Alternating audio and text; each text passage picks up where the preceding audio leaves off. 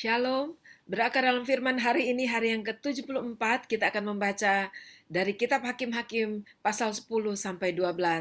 Mari kita berdoa. Terima kasih Tuhan, kami sangat bersyukur buat hari ini. Berkatilah pembacaan dan pendengaran firman Tuhan. Di dalam nama Tuhan Yesus. Amin. Pasal 10. Sesudah Abimelek, bangkitlah Tola bin Puah bin Dodo, seorang Isakar, untuk menyelamatkan orang Israel. Ia diam di Samir di pegunungan Efraim, dan ia memerintah sebagai hakim atas orang Israel 23 tahun lamanya.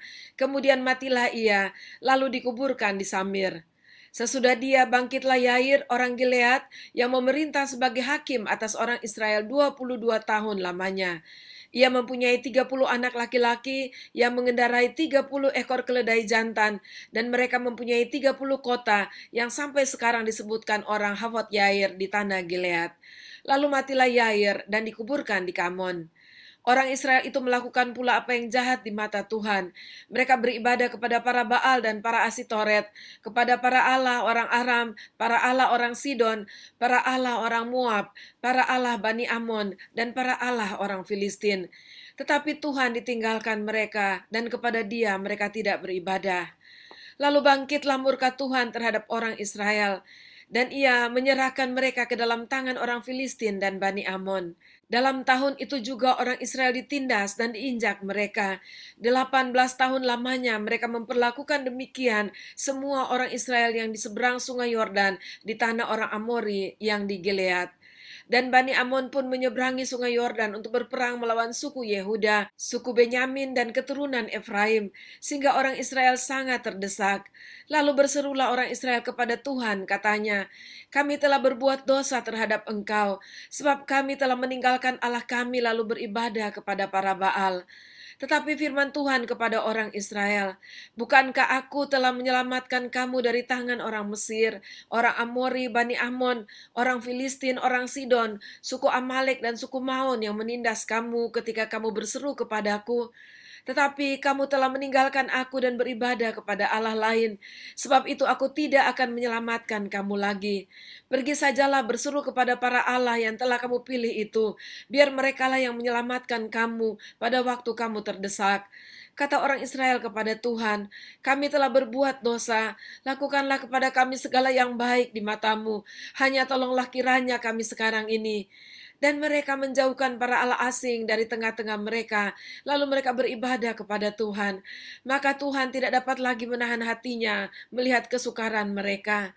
Kemudian Bani Amon dikerahkan dan berkemah di Gilead, sedang orang Israel berkumpul dan berkemah di Mispa. Maka para pemimpin bangsa di Gilead berkata seorang kepada yang lain, "Siapakah orang yang berani memulai peperangan melawan Bani Amon itu? Dialah yang harus menjadi kepala atas seluruh penduduk Gilead." Pasal 11.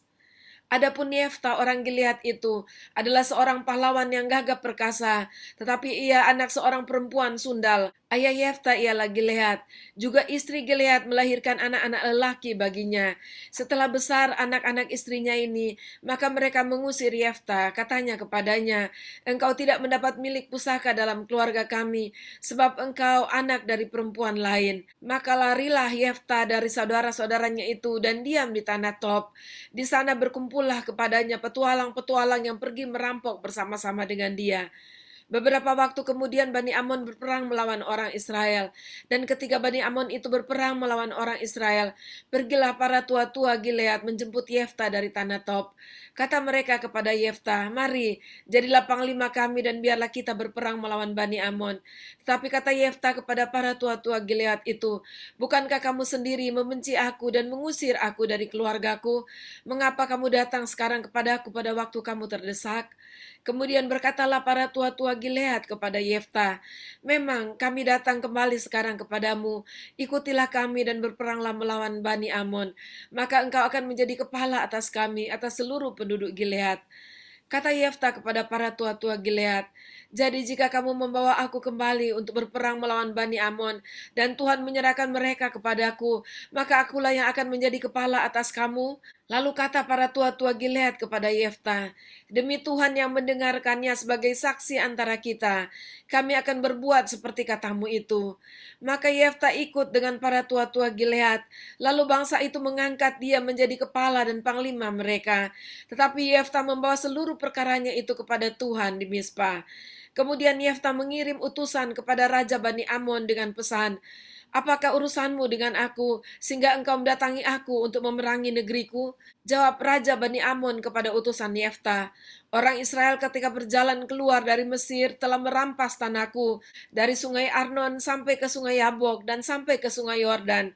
Maka sekarang kembalikanlah semuanya itu dengan jalan damai."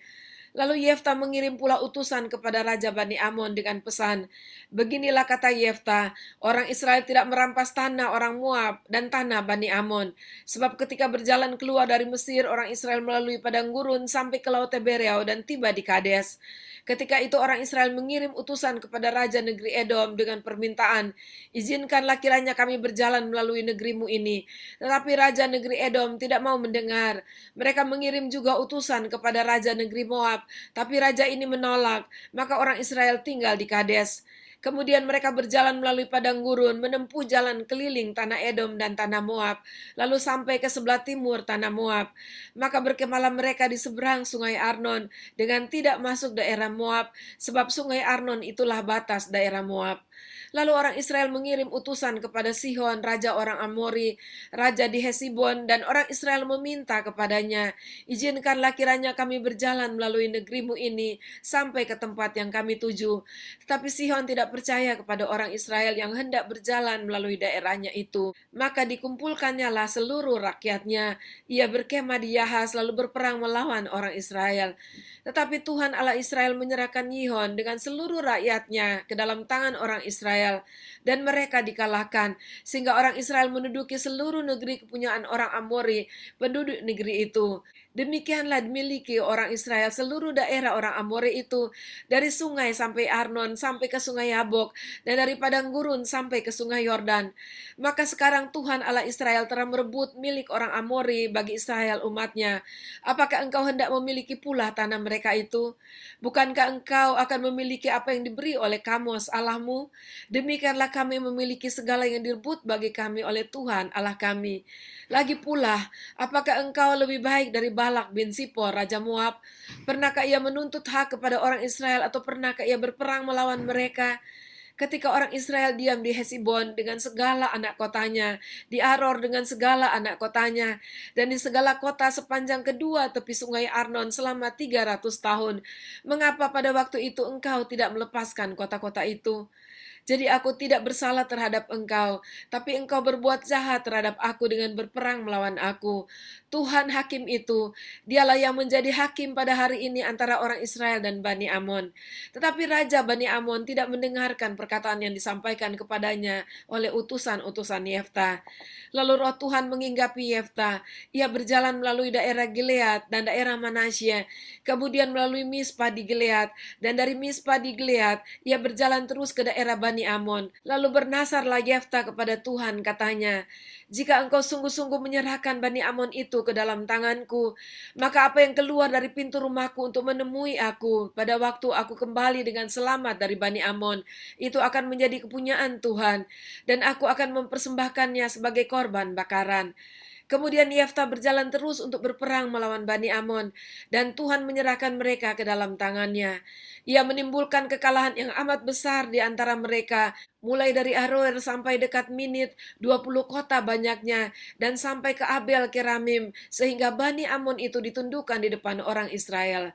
Ketika Yefta pulang ke Mizpah, ke rumahnya, tampaklah anaknya perempuan keluar menyongsong dia dengan memukul rebana serta menari-nari.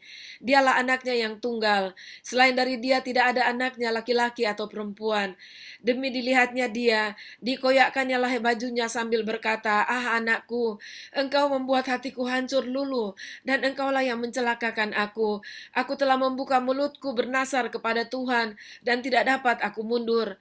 Tetapi jawabnya kepadanya, "Bapa, jika engkau telah membuka mulutmu bernasar kepada Tuhan, maka perbuatlah kepadaku sesuai dengan nasar yang kau ucapkan itu." Karena Tuhan telah mengadakan bagimu pembalasan terhadap musuhmu, yakni Bani Amon itu. Lagi katanya kepada ayahnya, hanya izinkanlah aku melakukan hal ini. Berilah keluasan kepadaku 2 bulan lamanya, supaya aku pergi mengembara ke pegunungan dan menangisi kegadisanku bersama dengan teman-temanku. Jawab Yefta, pergilah. Dan ia membiarkan dia pergi 2 bulan lamanya. Maka pergilah gadis itu bersama-sama dengan teman-temannya menangisi kegadisannya di pegunungan. Setelah lewat ke 2 bulan itu, kembalilah ia kepada ayahnya, dan ayahnya melakukan kepadanya apa yang telah dinasarkannya itu. Jadi gadis itu tidak pernah kenal laki-laki, dan telah menjadi adat di Israel, bahwa dari tahun ke tahun anak-anak perempuan orang Israel selama 40 hari setahun meratapi anak perempuan Yefta, orang Gilead itu. Pasal 12. Dikerahkanlah orang Efraim, lalu mereka bergerak ke Safon, dan mereka berkata kepada Yefta, mengapa engkau bergerak untuk memerangi Bani Amon dengan tidak memanggil kami untuk maju bersama-sama dengan engkau? Sebab itu kami akan membakar rumahmu bersama-sama kamu. Tetapi jawab Yefta kepada mereka, aku dan rakyatku telah terlibat dalam peperangan yang hebat dengan Bani Amon. Lalu aku memanggil kamu, tetapi kamu tidak datang menyelamatkan aku dari tangan mereka. Ketika aku lihat bahwa tidak ada yang datang menyelamatkan aku, maka aku mempertaruhkan nyawaku dan pergi melawan Bani Amon itu, dan Tuhan menyerahkan mereka ke dalam tanganku. Mengapa pada hari ini kamu mendatangi aku untuk berperang melawan aku? Kemudian Yefta mengumpulkan semua orang Gilead, lalu mereka berperang melawan suku Efraim, dan orang-orang Gilead mengalahkan suku Efraim itu, sebab orang-orang itu mengatakan, kamulah orang-orang yang telah lari dari suku Efraim. Kaum Gilead itu ada di tengah-tengah suku Efraim dan suku Manasye. Untuk menghadapi suku Efraim itu, maka orang Gilead menduduki tempat-tempat penyeberangan sungai Yordan. Apabila dari suku Efraim ada yang lari dan berkata, biarkanlah aku menyeberang, maka orang Gilead berkata kepadanya, orang Efraimkah engkau? Dan jika ia menjawab bukan, maka mereka berkata, coba katakan dahulu Shibolet. Jika ia berkata Shibolet, jadi tidak dapat mengucapkan dengan tepat, maka mereka menangkap dia dan menyembelinya dekat tempat-tempat penyeberangan sungai Yordan itu. Pada waktu itu tewaslah dari suku Efraim 42.000 orang. Yefta memerintah sebagai hakim atas orang Israel 6 tahun lamanya. Kemudian matilah Yefta orang Gilead itu, lalu dikuburkan di sebuah kota di daerah Gilead. Sesudah dia, maka Ebsan dari Betlehem memerintah sebagai hakim atas orang Israel. Ia mempunyai 30 anak laki-laki, 30 anaknya perempuan dikawinkannya keluar kaumnya, dan 30 anak perempuan diambilnya dari luar kaumnya untuk anak-anaknya lelaki itu. Ia memerintah atas orang Israel 7 tahun lamanya. Kemudian matilah Ebsan, lalu dikuburkan di Betlehem. Sesudah dia, maka Elon orang Sebulon memerintah sebagai hakim atas orang Israel. Ia memerintah atas orang Israel 10 tahun lamanya. Kemudian matilah Elon orang Sebulon itu, lalu dikuburkan di Ayalon di tanah Sebulon. Sesudah dia, maka Abdon bin Hilel orang Piraton memerintah sebagai hakim atas orang Israel. Ia mempunyai 40 anak laki-laki dan 30 cucu laki-laki yang mengendarai 70 ekor keledai jantan. Ia memerintah atas orang Israel 8 tahun lamanya. Kemudian matilah Abnon bin Hilel, orang Piraton itu, lalu dikuburkan di Piraton, di tanah Efraim, di pegunungan orang Amalek. Demikianlah pembacaan dan pendengaran firman Tuhan kita hari ini. Dan kita belajar untuk tetap setia kepada Tuhan. Tidak hanya pada saat keadaan baik, seperti bangsa Israel. Pada saat Tuhan mengangkat hakim-hakim, selama hakim-hakim itu hidup, mereka hidup benar di hadapan Tuhan. Tapi pada saat hakim-hakim itu mati, dan belum ada hakim-hakim yang lain, mereka berbuat dosa. Sebenarnya Tuhan sedang mengajar mereka dalam keadaan apapun, tetap beribadah kepada Tuhan. Demikianlah kita. Mari kita terus beribadah kepada Tuhan. Bagaimanapun keadaan di sekeliling kita, bagaimanapun keadaan kita harus tetap setia dan beribadah kepada Tuhan. Mari kita berdoa. Terima kasih Tuhan, kami sangat mengucap syukur buat firman Tuhan bagi kami pada hari ini. Kami belajar dari bangsa Israel di bawah pimpinan hakim-hakim yang diangkat oleh Engkau. Dan kami bersyukur bahwa Engkau memilih siapapun yang Engkau mau untuk Engkau mengangkatnya. Dan tolonglah kuatkan kami terus Tuhan, agar kami boleh tetap beribadah kepada Engkau dengan setia. Dalam nama Tuhan Yesus kami berdoa. Amin. Sampai jumpa besok, Tuhan Yesus memberkati.